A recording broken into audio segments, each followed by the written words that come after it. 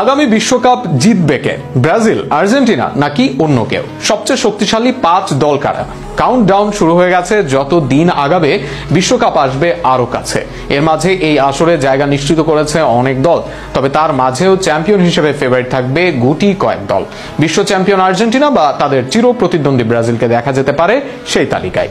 দুর্দান্ত ছন্দে আছে স্পেন, পর্তুগালও। সব মিলিয়ে আগামী বিশ্বকাপের টপ 5 ফেভারিট হিসেবে কারা মাঠে নামবে তা নিয়ে থাকছে প্রতিবেদন। প্রথমবারের মতো 48 দল নিয়ে হবে বিশ্বকাপ। প্রতি মহাদেশ থেকে বাড়বে অংশগ্রহণকারী দেশের সংখ্যা। 3 দেশে হওয়া বিশ্বকাপকে ঘিরে এর মাঝে তৈরি হয়েছে উন্মাদনা।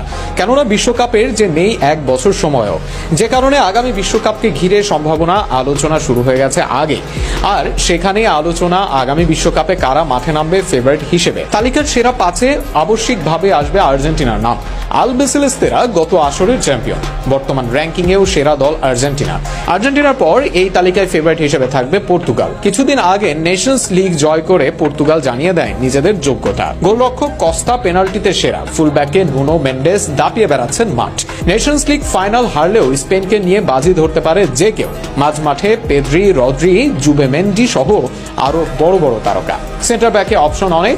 গোলরক্ষক পজিশনে সিমন, রায়া দুজনই বিশ্বসেরা। তালিকার 4-এ থাকবে দিদিয়ের দেশমের ফ্রান্স। টানা 2 বিশ্বকাপ ফাইনাল খেলা ফ্রান্সের আবারও ওই মঞ্চে যাওয়ার হাতছানি থাকবে। বিশ্বকাপের টপ ফেভারিটের তালিকায় 5-এ থাকবে ব্রাজিলের নাম। শেষ 3 বছরে ফর্ম ভালো নেই সেলেসাওদের, কিন্তু কার্লো আসার পর ব্রাজিলের পরিবর্তন চোখে পড়ার মতো।